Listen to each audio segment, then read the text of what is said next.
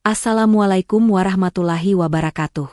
Tujuan dari cerita ini adalah untuk memberikan inspirasi dan wawasan, bukan untuk menyinggung, menilai, atau menyudutkan siapapun. Saya berharap kisah ini dapat diambil sebagai pelajaran bersama, tanpa mengurangi esensi dari kejadian yang sebenarnya. Sebelum video ini dilanjutkan, saya mohon keikhlasan teman-teman untuk subscribe dan like. Saya doakan Anda sehat selalu, panjang umur, dan dilancarkan rezekinya. Baiklah, kita mulai saja ceritanya. Malam itu, langit di atas Cemoro Sewu tak sepenuhnya gelap. Ada semburat keperakan yang membelah awan-awan kelabu, seolah ada sesuatu di balik kabut tipis yang mengintip. 4 orang berdiri di bawah papan tua bertuliskan, "Pendakian Gunung Lawu." Catnya mengelupas, huruf-hurufnya tergerus waktu. Mereka adalah Adit, Raka, Sita, dan Dina, 4 sahabat yang sudah lama merencanakan perjalanan ini. Tapi entah kenapa, sejak berangkat dari kota, perasaan aneh sudah menggelayuti hati Sita dan Dina. Serius mau nanjak malam-malam begini? Kabutnya gila, gumam Raka, mencoba menghidupkan suasana dengan canda, walau suaranya terdengar getir. Adit hanya tertawa pendek. "Santai, Rak. Lawu itu jinak, asal jangan cari perkara." Sita memandangi gerbang pendakian itu lama, merasakan sesuatu. Ada hawa dingin yang bukan sekadar dingin malam, seolah ada mata-mata tak kasat mata yang memperhatikan mereka dari balik pepohonan. Ia merapatkan jaketnya, menoleh pada Dina. Gadis pendiam itu hanya diam. Kedua tangannya mencengkeram erat buku jurnal kecil yang selalu ia bawa. Mereka berjalan menuju warung kecil satu-satunya di dekat base camp, berharap bisa sekadar menghangatkan badan dengan kopi panas. Tapi anehnya, semua warung tutup. Tak ada satupun lampu menyala. Hanya ada seorang nenek tua berdiri di samping warung terdepan. Tubuhnya membungkuk, pakaiannya lusuh, dan mata itu, menatap lurus ke arah mereka tanpa berkedip. "Permisi, Nek?" sapa Adit, agak ragu. Nenek itu tak menjawab. Ia hanya mengangkat tangan keriputnya, menunjuk ke jalur pendakian yang dibalut kabut tebal, dan berbisik lirih, "Jangan ikuti suara malam. Kalau tidak mau hilang." Suasana membeku. Raka terkekeh, setengah memaksakan diri. "Haha, serem banget, Nek. Kita cuma mau naik bentar kok." Sita menahan napas. Dina menunduk, entah kenapa ia merasa merinding hebat. Tanpa mengucapkan sepatah kata lagi, nenek itu perlahan-lahan berbalik dan menghilang ke dalam kegelapan, seolah ditelan bumi. Langkah mereka mulai menapak jalur berbatu lawu. Tiupan angin membawa bau tanah basah, bercampur aroma ganjil, seperti darah tipis dan bau dupa terbakar. "Kenapa jalannya sepi banget, ya?" tanya Sita, berusaha menutupi ketegangannya. "Pendaki lain mungkin udah duluan," jawab Adit, mencoba terdengar santai. "Atau, mereka dengar ramalan horor dari nenek tadi." Ia tertawa pelan. Di sisi lain, Dina mulai merasa dadanya sesak. Setiap langkah terasa berat, seakan ada sesuatu yang menarik-narik kakinya dari bawah tanah. Tanpa sadar, ia membuka jurnal kecilnya dan mulai mencoret-coret, sebuah kebiasaan aneh yang selalu muncul saat ia merasa gelisah. Raka menoleh ke belakang dan mengernyitkan dahi. Barusan ada yang jalan di belakang kita, ya?" Adit menoleh cepat, mengarahkan senter ke jalur di belakang. Kosong. Hanya kabut yang bergulung perlahan. "Rak, kalau bercanda, tunggu di puncak aja," desis Adit. "Tapi, gue serius, Dit." Suara Raka mengecil. Ia benar-benar merasa ada sesuatu yang mengikuti mereka. Semakin naik, kabut makin pekat. Kadang di antara kabut, mereka melihat bayangan hitam berdiri di balik pohon. Hanya sebentar, lalu menghilang saat disenter. "Lawu katanya banyak jalur gaib," bisik Sita, setengah sadar. Adit menoleh cepat. "Apaan lagi, Sit? Jangan mulailah." "Aku pernah baca," lanjut Sita. "Ada puncak yang cuma bisa didatengin sama orang-orang terpilih. Puncak itu bukan tempat untuk manusia hidup." Suara itu melayang begitu saja di antara mereka, menusuk udara dingin. Tiba-tiba, seekor burung gagak melintas rendah di atas kepala mereka, mengeluarkan suara parau mengerikan. Dina berhenti mendadak, menatap kosong ke sebuah pohon tua di pinggir jalur. "Kenapa, Din?" Tanya Raka. Dina menunjuk.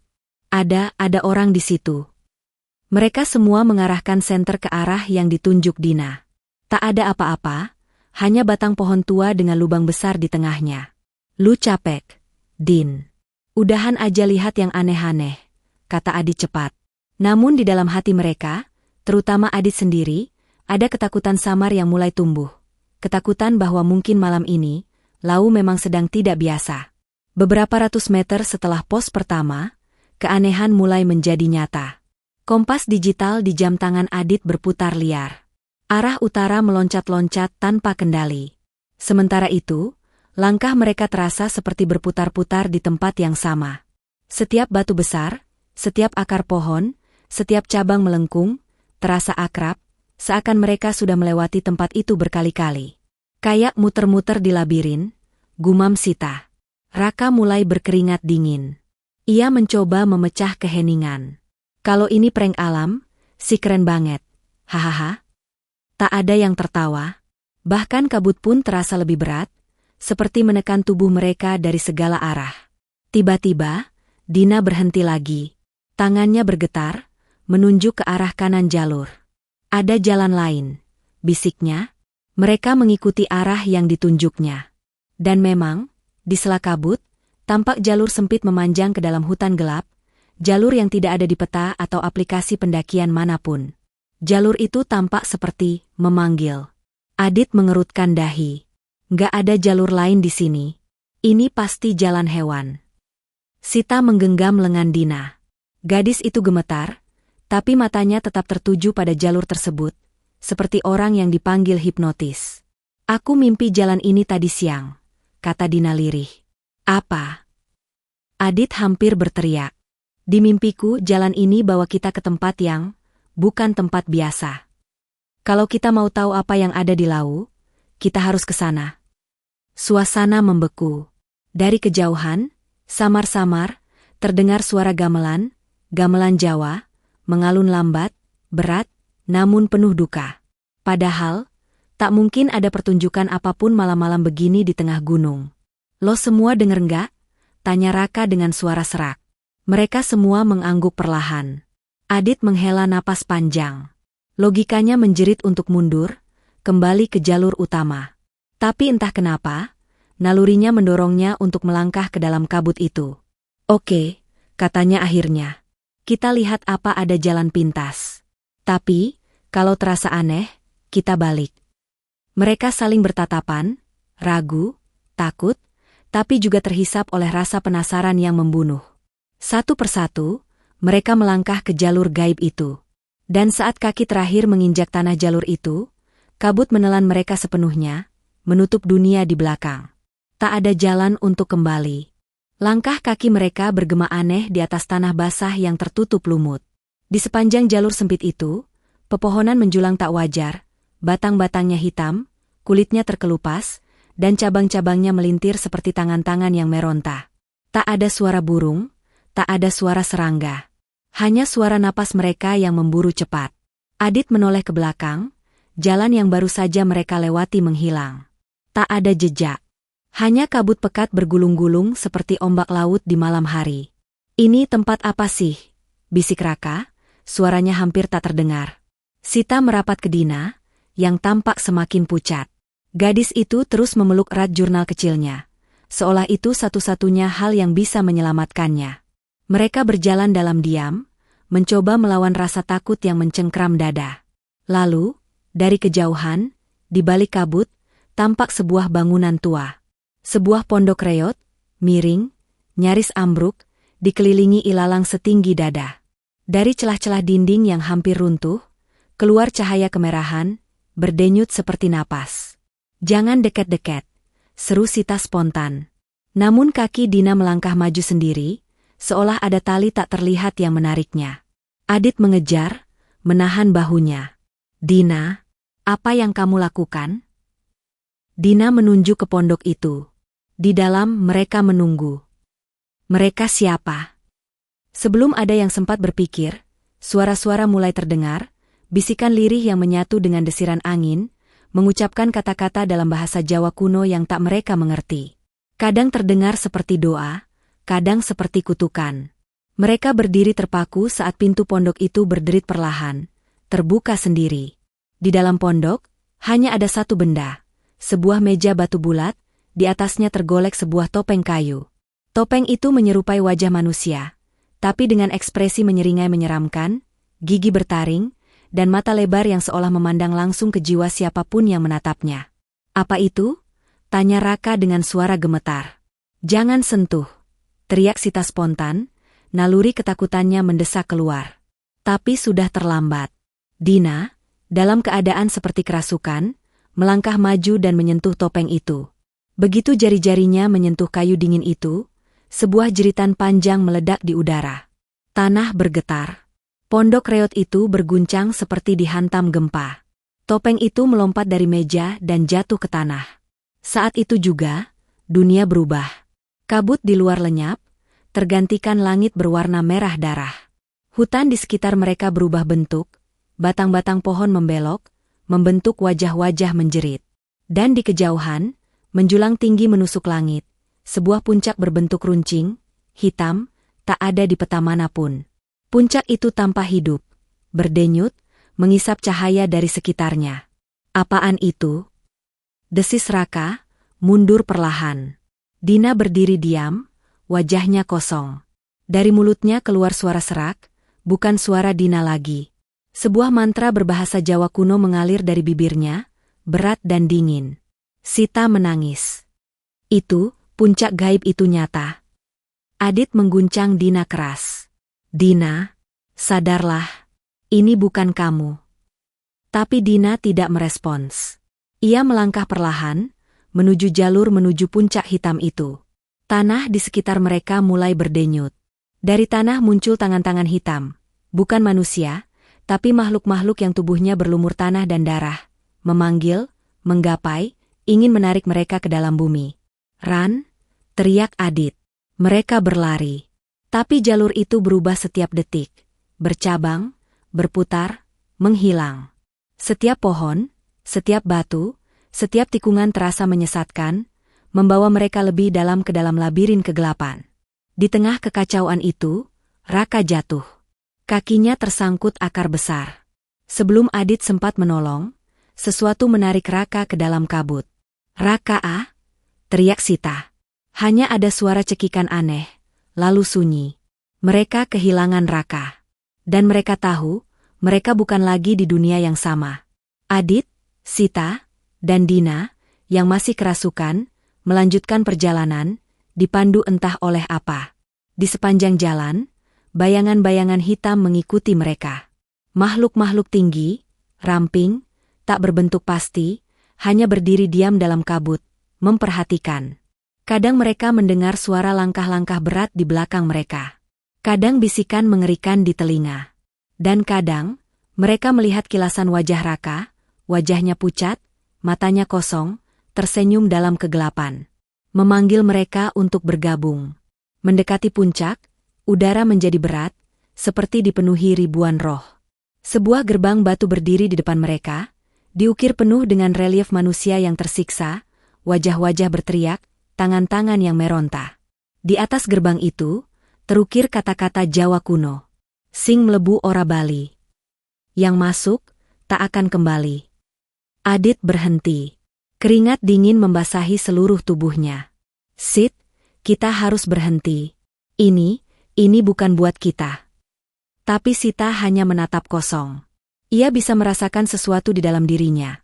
Sesuatu yang menarik, memanggil, berjanji untuk mengungkap rahasia dunia yang tak boleh manusia tahu. Dina, masih dalam keadaan kerasukan, melangkah masuk ke bawah gerbang batu itu. Tanpa sadar, Sita mengikuti. Adit berdiri sendirian.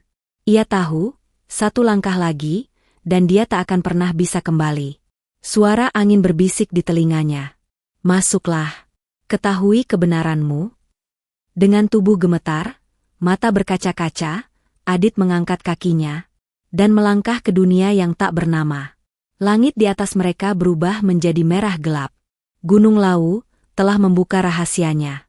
Dan mereka telah memilih untuk menjadi bagian dari kegelapan itu. Mereka menembus gerbang batu itu, memasuki dunia lain. Udara di dalam lebih berat, lebih dingin, dan setiap napas terasa seperti menghirup serpihan es. Tanah di bawah kaki mereka memendar merah samar, seolah mereka berjalan di atas jantung raksasa yang berdetak perlahan. Di depan sana, menjulang tinggi di antara kabut hitam, berdiri puncak arwah, puncak gaib yang namanya hanya dikenal lewat bisikan para leluhur Lau. Puncak itu tak ada di peta, tak diakui dunia, dan mungkin tak pernah dimaksudkan untuk ditemukan manusia. Di kaki puncak itu, sebuah altar batu besar berdiri. Di atasnya, sebuah sosok duduk bersila, makhluk tinggi dengan jubah dari rambut manusia. Wajahnya tersembunyi di balik topeng emas retak, dan dari tubuhnya keluar kabut hitam seolah ia adalah bagian dari dunia itu sendiri. Itulah penjaga puncak arwah. Makhluk itu membuka mata. Dua cahaya merah menyala dari balik topeng. Dunia di sekitar mereka bergetar. Selamat datang, para tamu yang tersesat. Suara itu menggema langsung di dalam kepala mereka, dalam bahasa yang tak manusiawi. Sita menggigil. Tubuhnya hampir roboh kalau tidak berpegangan pada Adit. Dina, masih kerasukan, berjalan lurus menuju altar, lututnya gemetar seperti boneka yang dipaksa bergerak. Penjaga itu mengangkat tangannya yang panjang dan kurus. Dari tanah, muncul lingkaran-lingkaran cahaya merah, segel kuno, simbol pengorbanan. Satu harus tinggal. Satu harus menjadi bagian dari kami. Yang lain boleh pergi, kalau mampu. Suara itu seperti ribuan bisikan kematian. Adit menatap Dina dan Sita dengan panik. Apa maksudnya? Mereka harus memilih? Mengorbankan salah satu dari mereka? Tidak, seru Adit, berusaha melawan rasa takut. Kami akan pergi bertiga. Kami tidak akan mengorbankan siapapun. Sita menahan tangis. Ia tahu, tak ada jalan keluar yang adil di tempat ini. Dina, di sisi lain, perlahan mulai tersadar, matanya berkaca-kaca. Aku mendengar suara ibu. Bisiknya pelan. Dina menatap mereka dengan pandangan sedih. Aku sudah dipanggil. Tiba-tiba, tanah di sekitar altar retak, dari retakan-retakan itu, keluar tangan-tangan hitam, menarik tubuh Dina. Dina tak melawan. Ia tersenyum lemah, seolah sudah menerima nasibnya. Sita berlari, mencoba menarik Dina, berteriak. Namun Adit menahan Sita keras. Dia sudah memilih. Suara Adit parau, dipenuhi rasa bersalah. Dina tertelan oleh tanah, menghilang tanpa jejak. Hanya terdengar satu bisikan terakhirnya. Selamatkan diri kalian. Penjaga itu mengangguk perlahan. Pengorbanan diterima. Tanah berguncang. Puncak arwah, yang tadi jauh di kejauhan, kini tampak mendekat dengan kecepatan tak wajar. Sebuah jalur mendaki membentang di depan mereka, seolah mengundang untuk menyelesaikan perjalanan yang telah dimulai. Kalau kita mau pulang, kita harus mencapai puncak itu, gumam Adit. Sita mengangguk. Wajahnya basah air mata, namun tekadnya mengeras. Mereka mulai mendaki. Setiap langkah terasa berat. Bukan hanya karena tubuh lelah, tapi karena tanah itu sendiri mencoba menahan mereka. Angin berisi bisikan-bisikan mencoba merayu mereka kembali. Bergabunglah dengan kami. Kalian sudah mati. Tidak ada jalan pulang. Kadang, wajah-wajah orang yang mereka kenal, orang tua, sahabat, bahkan Raka dan Dina, muncul di antara kabut, memanggil mereka dengan suara yang menyayat hati. Sita hampir menyerah. Tangannya gemetar. Ia jatuh berlutut. Tiba-tiba dari balik kabut, muncullah Raka. Tapi wajahnya kini rusak. Separuh terbakar, matanya kosong, dan dari mulutnya mengalir darah hitam. Sit, tolong aku. Raka merangkak mendekat. Sita menjerit, hampir terjerat ilusi itu. Adit menarik Sita bangkit, memeluknya kuat. Bukan dia. Itu bukan Raka. Fokus ke aku, Sit. Kita harus sampai. Sita menggigit bibir, menangis tanpa suara, dan memaksa tubuhnya bergerak lagi. Mereka terus mendaki. Setiap detik, dunia di sekitar mereka berubah. Pohon-pohon menjadi tengkorak, langit menjadi pusaran darah, dan suara-suara siksaan mengisi udara. Namun, di tengah neraka itu, mereka melihatnya. Sebuah pintu batu raksasa di puncak, setengah terbuka, memancarkan cahaya putih murni. Pintu itu adalah satu-satunya jalan keluar. Tapi penjaga itu tak membiarkan mereka pergi semudah itu. Sebuah raungan dahsyat mengguncang langit. Penjaga itu kini berdiri di jalur mereka, berubah bentuk menjadi raksasa bertanduk, bertubuh asap dan tulang. Tangannya memegang tongkat besar, di ujungnya tergantung ratusan tengkorak kecil. Dengan langkah gemuruh, makhluk itu menghantamkan tongkatnya ke tanah, menciptakan gelombang kejut yang menghempaskan Adit dan Sita. Mereka berguling, berusaha bangkit. Adit mencabut pisau kecil dari saku ranselnya, senjata kecil yang tak berarti melawan makhluk sebesar itu. Tapi dia tak peduli. Biar aku tahan dia. Kamu lanjut, Sid, teriak Adit. Tapi... Go! Dengan segenap kekuatan, Adit berlari ke arah penjaga itu, berusaha menjadi umpan. Sita, dengan air mata mengalir, memaksa dirinya berlari menuju pintu batu. Penjaga itu mengayunkan tongkatnya, menghantam Adit keras. Tubuh Adit terlempar jauh, menghantam batu, dan darah mengucur dari kepalanya. Tapi Sita tak berani berhenti. Pintu batu itu tinggal beberapa langkah lagi. Tangannya meraih celah pintu. Saat itu, penjaga mengarahkan tongkatnya ke Sita, melepaskan semburan kabut hitam kental. Dalam detik-detik terakhir itu, Adit, yang hampir tak sadar, melemparkan pisau kecilnya. Pisau itu menancap tepat di dada penjaga. Tidak cukup untuk melukai, tapi cukup untuk mengalihkan perhatian 1 detik. Itu cukup. Sita menarik pintu batu dengan seluruh tenaga. Cahaya putih meledak, menelan dunia hitam itu. Dalam satu kilatan cahaya yang menyilaukan, segalanya hilang. Sita terjatuh. Saat ia membuka matanya, ia kembali berada di jalur pendakian Gunung Lawu. Tapi tidak ada kabut. Tidak ada puncak arwah. Hanya hutan normal, berembun, tenang, sunyi. Dan ia sendirian. Tak ada Adit. Tak ada Raka. Tak ada Dina. Hanya angin yang berdesir pelan, seolah membisikkan satu kalimat terakhir. Semua perjalanan ada harganya. Sita tergeletak di tanah basah, tubuhnya gemetar dan penuh luka. Pagi mulai merekah di Cakrawala, membawa semburat oranye ke pepohonan lawu yang kembali tenang. Burung-burung bernyanyi lirih, seperti menyambut hari baru, seolah kengerian semalam hanyalah mimpi buruk. Tapi Sita tahu, semuanya nyata. Dengan susah payah, ia bangkit. Ia memanggil-manggil nama Adit, Raka, dan Dina, suaranya serak. Tak ada jawaban. Hanya gemas suaranya sendiri yang kembali. Di tangannya, sesuatu terasa dingin.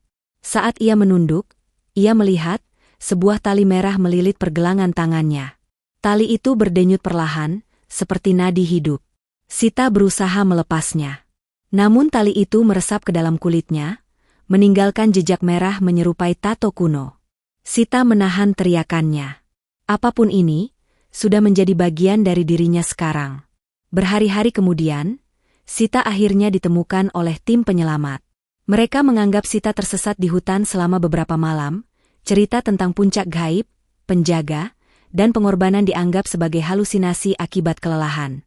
Tubuhnya kurus kering, matanya kosong, dan dari waktu ke waktu, ia berbicara sendiri dalam bahasa aneh yang membuat bulu kuduk berdiri. Tim SAR tak pernah menemukan jejak Adit, Raka, atau Dina. Mereka menghilang, seolah ditelan bumi. Gunung Lawu kembali sunyi. Namun Sita tidak pernah benar-benar kembali.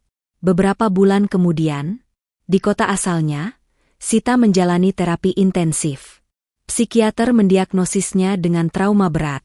Namun sesuatu yang lebih dalam, lebih gelap, bersembunyi di dalam dirinya. Malam-malamnya dipenuhi mimpi buruk.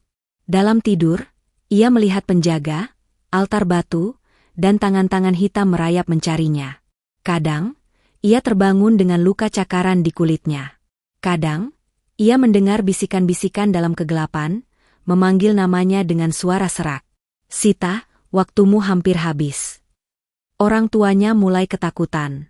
Kadang saat makan malam, Sita mendadak berhenti, menatap kosong, dan bergumam dalam bahasa yang tak dikenali. Lampu-lampu di rumah sering pada mendadak, meninggalkan mereka dalam kegelapan pekat, dan dari bayang-bayang, seolah ada sesuatu yang bergerak. Suatu malam, di tengah hujan deras, Sita berdiri di depan cermin di kamarnya. Matanya menatap dalam, bukan kepada dirinya sendiri, tapi kepada sesuatu yang mengintip dari balik refleksi. Tali merah di pergelangannya kini bersinar samar. Dari dalam cermin, muncul bayangan Raka, tubuhnya masih hangus, matanya berlubang. "Kenapa kau tinggalkan aku?" Bisikannya mengalir dari bibir yang robek. Sita menjerit, mundur ketakutan. Dari sudut kamar, suara langkah kaki berat terdengar, langkah-langkah yang dulu menghantam tanah di kaki puncak arwah. Penjaga itu datang untuknya. Keesokan harinya, orang tua Sita menemukannya pingsan di lantai kamar. Sekujur tubuhnya dipenuhi simbol merah membara, membentuk pola rumit, sama seperti yang dulu ada di altar batu. Sejak saat itu, Sita berubah. Ia jarang bicara. Tatapannya kosong, seolah melihat dunia lain. Kadang, di malam-malam tertentu, ia menghilang entah kemana, hanya untuk ditemukan keesokan paginya berdiri membatu di tengah jalan, menggumamkan doa-doa aneh. Desas-desus mulai tersebar di kota kecil itu. Orang-orang berkata, di malam-malam tertentu, mereka melihat bayangan tinggi bertanduk berdiri di atap rumah Sita, menatap ke arah bulan. Orang-orang mulai menjauh. Tak ada yang berani mendekati keluarga Sita. Mereka yang mencoba menghilang satu persatu. Seorang tetangga yang mengintip ke dalam kamar Sita suatu malam ditemukan keesokan harinya.